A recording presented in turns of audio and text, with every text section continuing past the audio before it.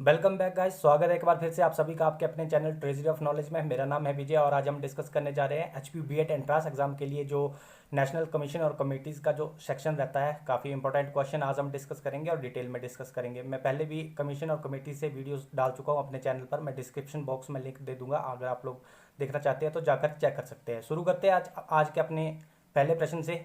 GDP के 6% के राज्य व्यय की सिफारिश किसके द्वारा की गई थी? ऑप्शन ए है कोठारी आयोग 1966, ऑप्शन बी है राष्ट्रीय शिक्षा नीति 1968, शिक्षा पर राष्ट्रीय नीति 1986 और एनईपी पर समीक्षा नीति 1986।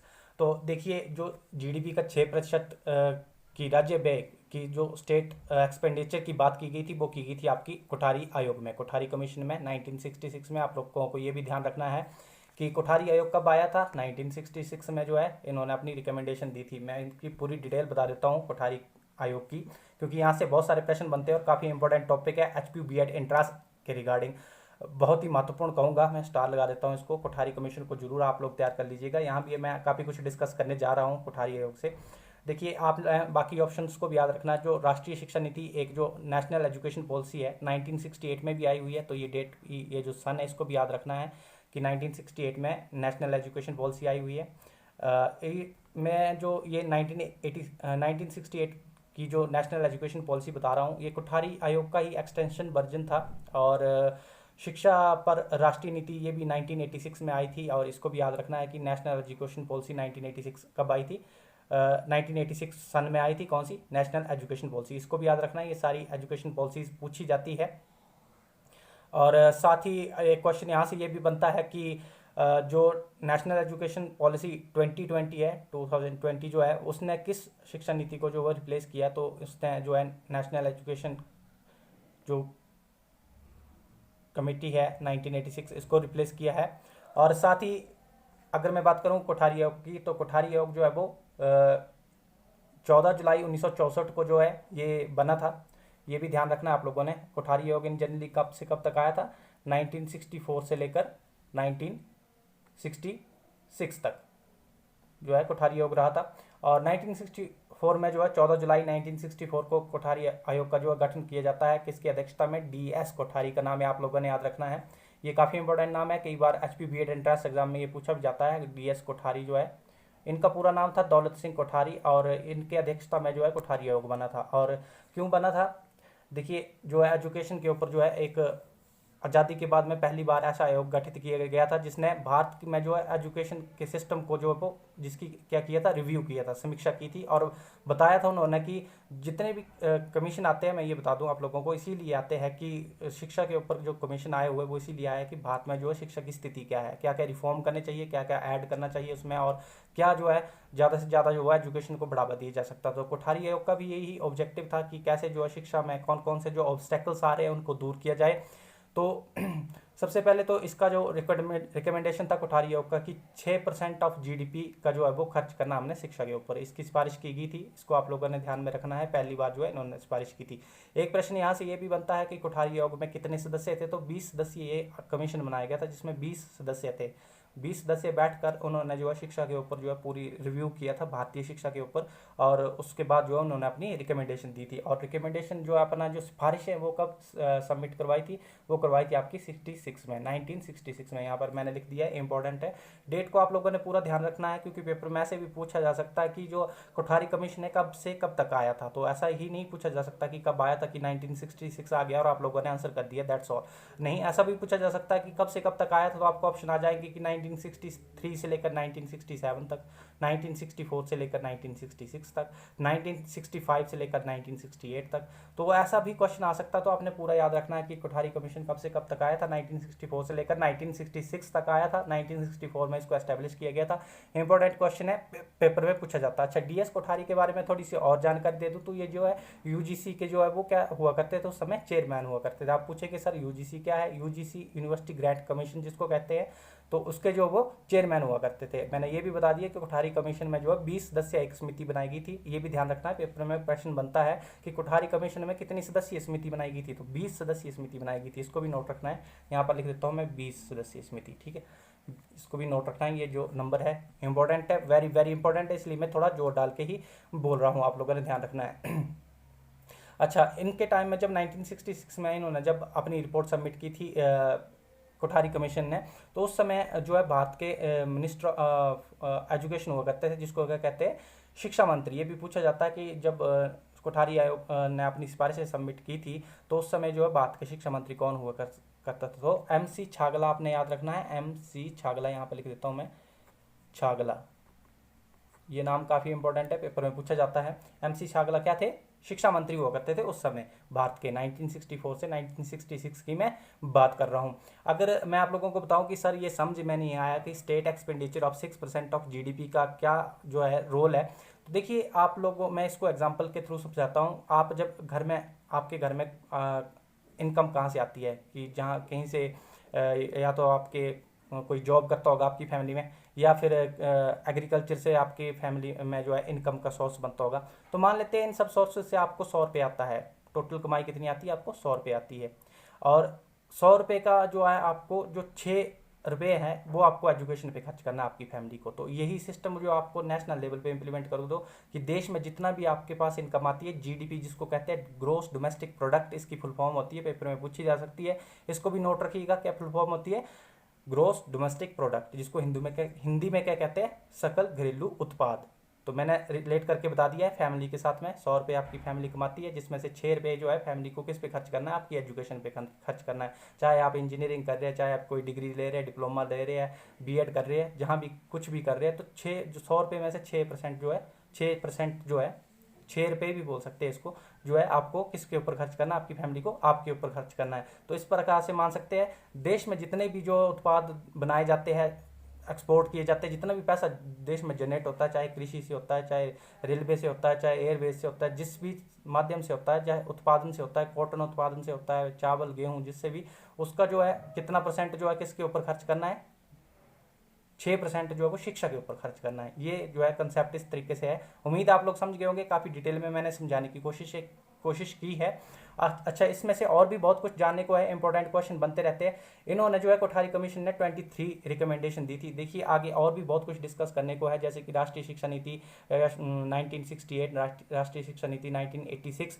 तो इन पे एक सेपरेट वीडियो बन सकती है, लेकिन अभी मैं कोठारी आयोग के बारे में ही बताता हूँ, क्योंकि ये इंपॉर्टेंट है और यहाँ से प्रश्न बनते ही बनते हैं। इसलिए जितने भी प्रश्न मैं बता रहा हूँ आप लोग नोट जरूर कर लीजिएगा, मोस्ट इंपॉर्टेंट है, पेपर में यहाँ से क्वेश्चन आते ही आते हैं। जितने भी मैं क्वेश्चन यहाँ बता रहा हूँ मोस्ट इंपॉर्टेंट है। अच्छा, एक बात और कि जो कोठारी कमीशन आया था ना, उन्होंने जो है 23 रिकमेंडेशन दी थी, कितनी, 23 रिकमेंडेशन दी थी, 23 सिफारिशें की थी कि इंफ्रास्ट्रक्चर होना चाहिए, इंक्लूसिव एजुकेशन होनी चाहिए, महिलाओं को शिक्षा मिलनी चाहिए, ऐसे ऐसे। और इन्होंने एक और दिया था 3 लैंग्वेज फार्मूला। इसको आप अगर आप नोट्स बना रहे हैं तो लिख लीजिएगा। कोठारी कमीशन ने दिया था त्रिभाषीय सूत्र। पेपर में प्रश्न बनता है कि त्रिभाषीय सूत्र इनमें से किसकी सिफारिश थी। मैं बताऊंगा त्रिभाषीय सूत्र भी क्या होता है। प्रश्न इस प्रकार से आएगा, त्रिभाषीय सूत्र इनमें से किन्होंने दी थी, किनकी सिफारिशें थी। आपको आ जाएगा मुदालियर आयोग ने दी थी, राधा कृष्णन आयोग ने दी थी, ऑप्शन सी आ जाएगा आपको कोठारी आयोग ने दी थी, ऑप्शन डी आ जाएगा आपको UGC आयोग ने दी थी। तो किसने दी थी त्रिभाषीय सूत्र, किसने दिया था आपको, कोठारी कमीशन ने दिया था। 1966 में जो आया था उन्होंने दिया था त्रिभाषी सूत्र। अब आप पूछेंगे सर त्रिभाषी सूत्र क्या है, 3 लैंग्वेज फार्मूला इसको कहते हैं। इसमें क्या किया गया था कि जो आपको शिक्षा दी जाएगी वो तो एक हिंदी में होनी चाहिए, एक इंग्लिश में होनी चाहिए और एक रीजनल लैंग्वेज में होनी चाहिए। ये 3 लैंग्वेजेस जो आप लोगों को पढ़ाने के लिए जो है यूज़ की जानी चाहिए, ताकि आप ज़्यादा से ज़्यादा जो है एजुकेशन ले सके और आगे बढ़ सके। तो ये ही था त्रिभाषीय सूत्र। और इसमें भी फ्री एंड कंपलसरी एजुकेशन की बात की गई थी। फ्री एंड कंपलसरी एजुकेशन तो हर कमीशन में बात की गई है, पर इसमें भी फ्री एंड कंपलसरी एजुकेशन की बात की गई है, गर्ल्स एजुकेशन पर बात की गई है, फोकस करने को कहा गया है। कोठारी कमीशन की ही मैं अभी बात कर रहा हूँ। अच्छा, एक और ध्यान रखना है, मैं यहाँ पर थोड़ा सा क्लियर कर देता हूँ ताकि मेरे को लिखने को ठीक रहे। उम्मीद आप लोगों ने नोट कर लिया होगा। इन्होंने एक एजुकेशनल फॉर्मूला भी दिया हुआ है, कौन सा, 10 + 2 और +3। ये फार्मूला आप लोगों ने नोट रखना है, क्योंकि न्यू एजुकेशन पॉलिसी का भी मैं फार्मूला बताऊंगा और उससे प्रश्न पूछा जा सकता है। देखिए ये क्या फार्मूला था कि आप जानते ही है हमने कैसे अपनी एजुकेशन ली हुई है। 10वीं तक पढ़े हैं, फिर उसके बाद +1 और +2 की है, यहाँ तक 10th तक पढ़े हैं। 1 मिनट में पेन चेंज कर लेता हूँ कलर। पेन का, और ये 10 तक पढ़े हैं। फिर उसके बाद हमने +1 और +2 की है, और उसके बाद 3 साल की ग्रेजुएशन की है। ये फार्मूला था कोठारी कमीशन का। ये पूछा भी जाता है कि कोठारी कमीशन का कौन सा जो है फॉर्मूला था। इनमें से आपको ऑप्शन आ जाएगा 10+2+3, ऑप्शन आ जाएगा 10+3+3, ऑप्शन आ जाएगा 10+3+4, ऐसा समथिंग। तो आप लोगों ने इसको भी ध्यान में रखना है। साथ ही मैं आप लोगों को नई न्यू एजुकेशन पॉलिसी जो आई है, नेशनल एजुकेशन पॉलिसी 2020 जो आई है, 2020 की मैं बात कर रहा हूँ, उसका फार्मूला क्या है, 5+3+3+4। क्या है, 5+3+3+4। ये जो है न्यू एजुकेशन का पॉलिसी का फॉर्मूला है। ये पेपर में पूछा जा सकता है, वेरी वेरी इंपॉर्टेंट मैं इसको कहूँगा। देखिए ये इसका क्या फॉर्मूला है, इसको मैं थोड़ा सा आपको समझा देता हूँ। 5 जो लिखा हुआ है, ये आपकी कौन सी आपकी बेसिक स्टेज है, जिसको फंडामेंटल स्टेज कहते हैं। 5 जो है इसको डिस्क्राइब करता हूँ, 5 में क्या है। 5 में पहले आपके 3 साल जो है, 5 को कंप्लीट करना हमने 3 और 2 के हिस्से में। यहाँ पर लिख देता हूँ, स्पेस नहीं है, 3 और 2 के हिस्से में यहाँ पर लिख देता हूँ मैं। 5 को जो हमने 2 पार्ट में डिवाइड करना, एक 3 और एक 2, तभी जाके जो है 5 बनेगा। 3 और 2 5 होते हैं। 3 का मतलब है कि आपकी जो है, तो ये फंडामेंटल स्टेज ही 5 साल की जो है फंडामेंटल स्टेज है, जिसमें आप लोगों को 3 जो है, एक नर्सरी, और ये जो 3 साल है इसमें जो है आपकी प्री नर्सरी, एलकेजी और यूकेजी करेंगे बच्चे। और ये जो 2 साल है इसमें क्या है, पहली और दूसरी करेंगे बच्चे। उसके बाद जो ये 3 साल है इसमें जो है आपके बच्चे जो है वो क्या करेंगे, 5वीं तक पहुंचेंगे। 5वीं के बाद 6ठी 7वीं 8वीं जो ये 3 साल है इसमें करेंगे, और 8वीं के बाद जो +2 तक जो है वो ये 4 साल में करेंगे। तो इस प्रकार से इसको विभाजित किया गया है। उम्मीद आप लोग समझ गए होंगे। यहाँ पर मैंने काफ़ी कुछ आप लोगों को बता दिया है, और ये काफ़ी इंपॉर्टेंट क्वेश्चन भी है, पेपर में पूछा भी जा सकता है। इसको आप लोग नोट जरूर रखिएगा। मूव करते हैं अपने नेक्स्ट क्वेश्चन की ओर। अगला प्रश्न है हमारा, national council of education research and training was established in. तो ये क्वेश्चन मैंने पहले भी डिस्कस किया हुआ आप लोगों से, और काफ़ी इंपॉर्टेंट क्वेश्चन है, पेपर में आता भी है, तो आप लोग नोट रखेंगे। इसका जो सही आंसर है 1961 में जो है एनसीईआरटी की स्थापना की गई थी। कब की गई थी, एनसीईआरटी 1961 में। और फुल फॉर्म भी आप लोग याद रखेंगे, यहाँ पर फुल फॉर्म भी दी हुई है, फुल फॉर्म भी पूछी जा सकती है। ये national council of education research and training जो होती है, इसकी फुल फॉर्म होती है। तो पेपर में जरूरी नहीं कि कब एस्टेब्लिश किया गया यही पूछा जाए, ये भी पूछा जा सकता है कि एनसीईआरटी की फुल फॉर्म क्या है। तो आप लोगों की फुल फॉर्म ऐसी पूछी जा सकती है कि ऑप्शन में आ जाएगा कि एनसीईआरटी की फुल फॉर्म क्या है। ऑप्शन में आएगा national council of education research and training, option B आ जाएगा national commission of education research and training. तो आप कमीशन वाला टिक करके आ जाएंगे तो गलत हो जाएगा। तो आप लोगों ने यहाँ पर ध्यान रखना है शब्दों के ऊपर। और अगर पूछा जाए कि एनसीईआरटी का हेडक्वार्टर कहाँ है, हेडक्वार्टर पूछा जाए तो न्यू दिल्ली में इसका जो है हेडक्वार्टर है। कहाँ है, न्यू दिल्ली में। इसको भी आप लोगों ने ध्यान में रखना है, पेपर में पूछा जा सकता है, माफी चाहूंगा। उम्मीद आप लोग समझ गए होंगे। मूव करते हैं अपने नेक्स्ट क्वेश्चन की ओर। अगला प्रश्न है हमारा, बेसिक शिक्षा का विचार किसके द्वारा प्रतिपादित किया गया था। Who the idea of basic education is found by. तो ये जो है आपका महात्मा गांधी जी के द्वारा, ऑप्शन सी इसका बिल्कुल सही आंसर होगा। महात्मा गांधी के द्वारा जो है वो जो बेसिक शिक्षा है, जिसको फंडामेंटल एजुकेशन कहते हैं, उसका विचार जो है दिया गया था महात्मा गांधी के द्वारा। अच्छा, आप लोग पूछेंगे सर बेसिक एजुकेशन है क्या। बेसिक एजुकेशन का मतलब ये था, महात्मा गांधी के जो ये प्रतिपादित किया गया था, इसका मतलब था कि सभी को जो है वो शिक्षा मिलनी चाहिए। एटलीस्ट ज़्यादा नहीं तो थोड़ी एजुकेशन जरूर मिलनी चाहिए। भारत में जो नागरिक है वो एजुकेट होने चाहिए। अब एजुकेट करने का इनका मेन संदर्भ क्या था, मेन संदर्भ था कि भारत के समाज में जो कुरीतियाँ हैं उनको रिमूव किया जा सकता है। आप पूछेंगे कि सर कौन सी कुरीतियों की बात हो रही है, जैसे कि उस समय भारत में क्या थी, जाति प्रथा बहुत ज़्यादा जो घर करके बैठी थी, जिससे क्या देश का विकास नहीं हो पा रहा था। भेदभाव करते थे बहुत ज़्यादा। फिर लड़कियों की जो फीमेल्स की थी उनकी बहुत ही दयनीय स्थिति थी भारत में। तो इसके लिए जो है एटलीस्ट जब कोई एजुकेट होता है तो नो डाउट वो डिफ्रेंशिएट नहीं करता इन चीज़ों में, जाति प्रथा में विश्वास नहीं करता है कि हम, क्योंकि हम लोग सारे ह्यूमन है, इंसान ही है। और साथ ही इससे क्या होता था कि जो है अगर हमें एजुकेशन मिलती थी तो हम वुमन एम्पावरमेंट के बारे में समझते थे, हम वुमन राइट्स के बारे में समझते कि महिलाओं के भी अधिकार है, उन्हें जो है वो सिर्फ चूल्हा चौका तक जो है सीमित करके नहीं रखना है। तो उनके भी अपने राइट्स है, वो भी एक ह्यूमन बीइंग है, वो भी अपने इंडिपेंडेंट लाइफ जी सकती है। तो इसके लिए जो है महात्मा गांधी ने एक प्रतिपादित किया था कि बेसिक एजुकेशन एटलीस्ट भारत में सभी को मिलनी चाहिए थी। अच्छा, महात्मा गांधी से एक और मोस्ट इंपॉर्टेंट क्वेश्चन आता है कि वर्धा योजना किसके द्वारा लाई गई थी। तो ये महात्मा गांधी के द्वारा लाई गई थी। वेरी वेरी इंपॉर्टेंट, मैं इस क्वेश्चन को कहूँगा नोट जरूर कर लीजिएगा। अब आप पूछेंगे सर वर्धा योजना आई कब थी, 1937 में। ये भी आप लोगों पेपर में पूछा जा सकता है कि वर्धा योजना कब आई थी, 1937 में आई थी। मोस्ट इंपॉर्टेंट है। इसमें भी जो है इन्होंने 8 से 14 साल के बच्चों के लिए जो फ्री एंड कंपल्सरी एजुकेशन की इन्होंने बात की थी। और वर्नाक्यूलर लैंग्वेज के ऊपर फोकस किया था, जो लोकल लैंग्वेज होती है उसके ऊपर जो पढ़ाने के लिए इन्होंने बोला गया था। तो उम्मीद है आप लोग वर्धा योजना को भी समझ गए होंगे। मोस्ट इंपॉर्टेंट है, पेपर में यहाँ से प्रश्न बनता ही बनता है, नोट कर लीजिएगा। और बेसिक शिक्षा का जो विचार दिया था वो भी किसने दिया था, महात्मा गांधी ने दिया था, इसको भी ध्यान रखना है। बाकी ऑप्शन को अगर हम डिस्कस कर लें तो अगर ऑप्शन बी को हम देखें, डॉक्टर राजेंद्र प्रसाद, डॉक्टर राजेंद्र प्रसाद जी कौन थे? डॉक्टर राजेंद्र प्रसाद जी थे हमारे पहले राष्ट्रपति, प्रेसिडेंट जिसको कहते हैं। भारत के पहले राष्ट्रपति कौन थे? डॉक्टर राजेंद्र प्रसाद थे। अगर हम बात करें ऑप्शन बी की, डॉक्टर जाकिर हुसैन, माफी चाहूंगा, डॉक्टर ए, ऑप्शन ए की, ऑप्शन ए है डॉक्टर जाकिर हुसैन। तो डॉक्टर जाकिर हुसैन जो थे, इन्होंने ये जो थे पहले मुस्लिम राष्ट्रपति थे। पहले मुस्लिम प्रेसिडेंट कौन थे? डॉक्टर जाकिर हुसैन। पेपर में प्रश्न बन सकता है कि पहले मुस्लिम प्रेसिडेंट इनमें से कौन से थे? तो ऑप्शन आ जाएगा आपको doctor Rajendra Prasad, doctor Sarvepalli Radhakrishnan, doctor Zakir Hussain. तो कौन से थे? डॉक्टर जाकिर हुसैन थे। अगर हम बात करें रविंद्रनाथ टैगोर जी की, तो रविंद्रनाथ टैगोर से क्या प्रश्न आता है कि पहला भारतीय जिसको नोबेल प्राइज मिला, तो किसको मिला था? रविंद्रनाथ टैगोर को मिला था। कब मिला था? 1913 में मिला था, 1913 में मिला था। आप पूछेंगे किस क्षेत्र में मिला था? साहित्य के क्षेत्र में मिला था। पेपर में प्रश्न ऐसा भी बनता है कि साहित्य के जो भारत को पहला नोबेल प्राइज मिला है वो कौन से क्षेत्र में मिला? ऑप्शन आ जाएगा आपको अर्थशास्त्र के क्षेत्र में, भौतिक विज्ञान के क्षेत्र में, साहित्य के क्षेत्र में। तो किस क्षेत्र में मिला है? साहित्य के क्षेत्र में मिला। और किसको मिला? रविंद्रनाथ टैगोर को मिला है। कब मिला? 1913 में मिला है। तो थोड़ा सा कमीशन एंड कमेटीज के साथ में थोड़ा सा जीके भी मैंने बता दिया है, इंपॉर्टेंट है, पेपर में बनता है इसलिए बताना जरूरी भी था। मूव करते हैं अपने नेक्स्ट क्वेश्चन की ओर। अगला प्रश्न एनईपी 2020 से और काफ़ी महत्वपूर्ण प्रश्न है और पेपर में आया भी हुआ है, तो आप लोग इसको ध्यान से पढ़ेंगे, नोट जरूर कर लेंगे।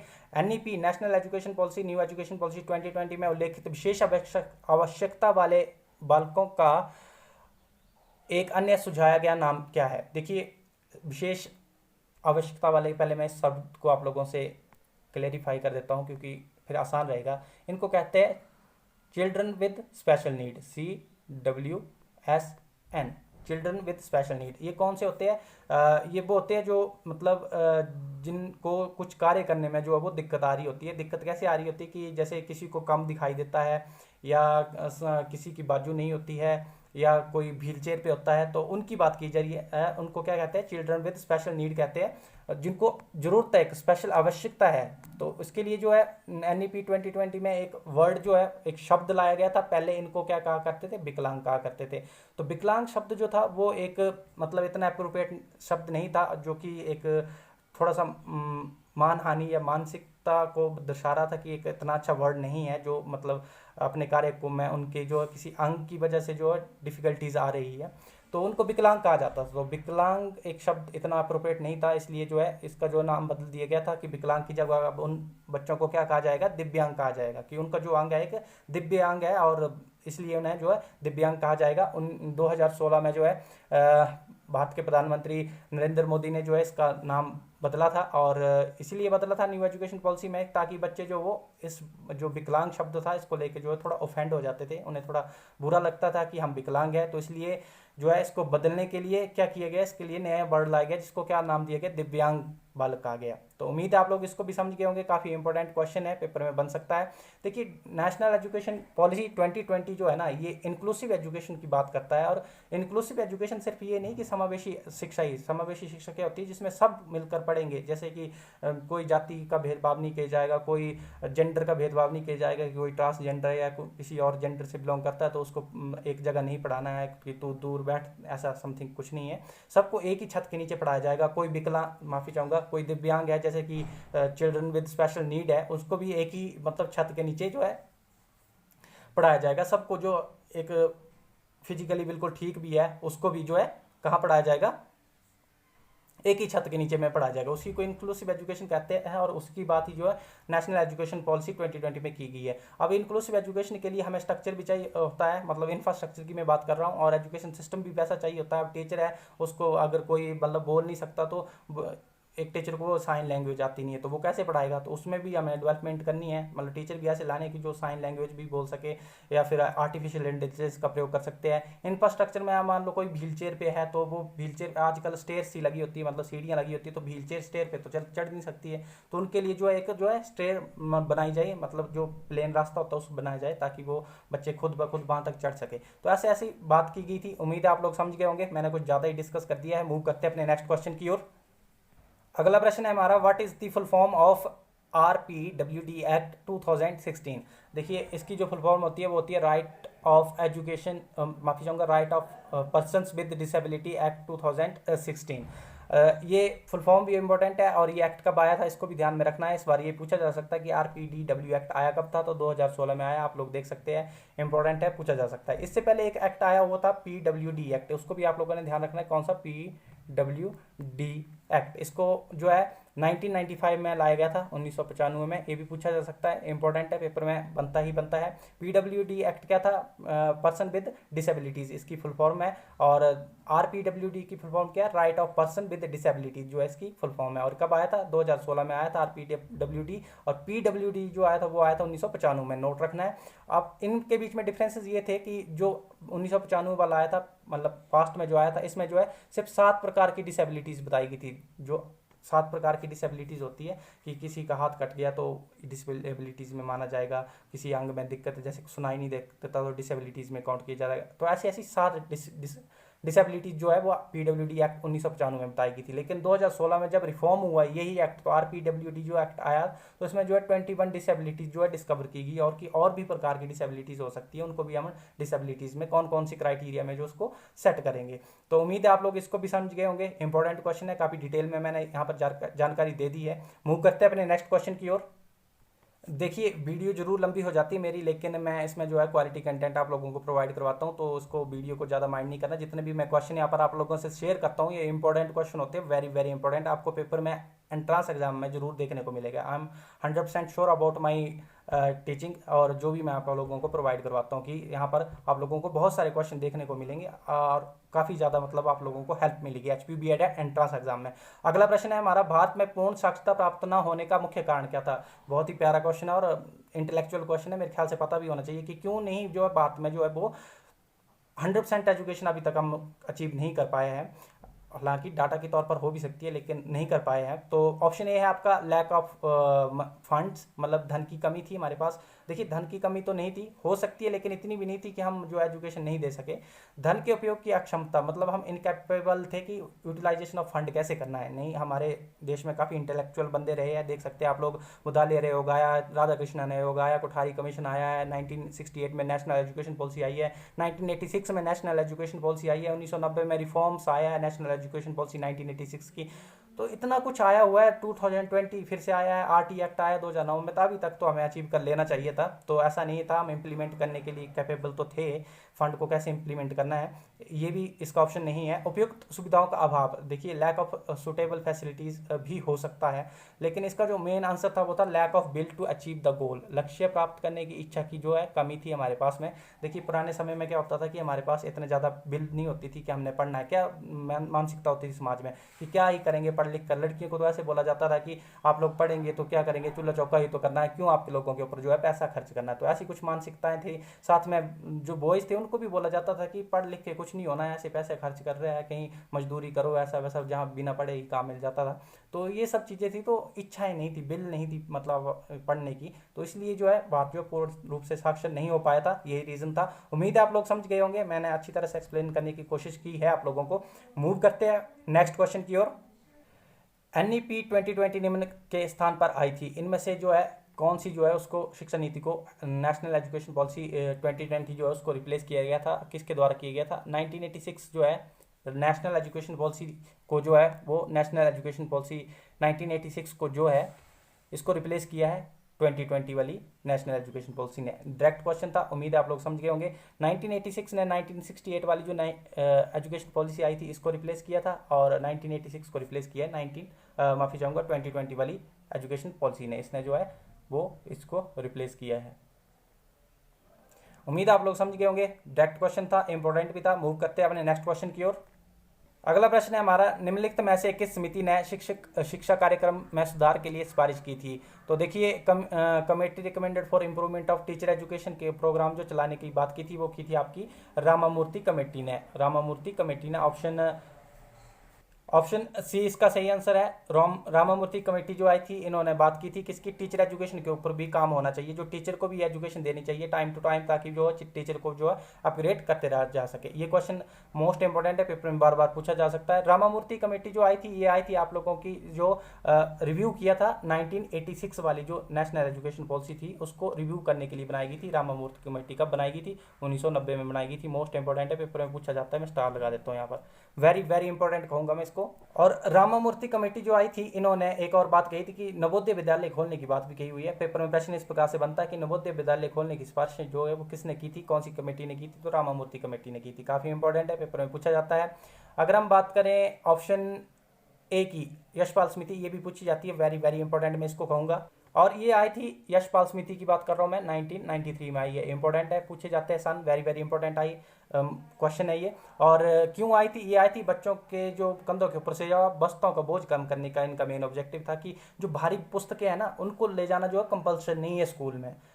इसको जो ये रिकमेंडेशन दी थी यशपाल समिति ने। जैसे आजकल भी हम लोग देख रहे पा रहे होंगे हिमाचल में क्या कि ये नो बैग डे रखा गया है, शनिवार को जो है कोई बैग लेकर नहीं जाता। तो उम्मीद आप लोग रिलेट कर पा रहे होंगे। इसमें एक स्लोगन भी दिया था, लर्निंग विदाउट बर्डन, जो है स्लोगन दिया गया था यशपाल कमेटी के द्वारा। इसको भी आप लोगों ने नोट रखना है, इंपॉर्टेंट है। अगर मैं बात करूँ रेड्डी कमेटी की, तो ये भी इंपॉर्टेंट है। इन्होंने जो है अडल्ट एजुकेशन पे बात की है। रेड्डी कमेटी की मैं बात कर रहा हूँ, ये 1992 में आई हुई है।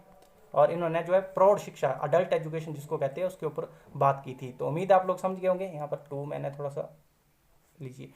ऑल राइट, आप लोग समझ गए होंगे। उम्मीद आप लोगों को पढ़ने का मजा भी आ रहा होगा। अगर वीडियो अच्छी लग रही है, इन्फॉर्मेटिव लग रही है और आप लोगों में इंप्रूवमेंट हो रही है, तो लाइक शेयर और सब्सक्राइब करते रहिए। मूव करते हैं अपने नेक्स्ट क्वेश्चन की ओर।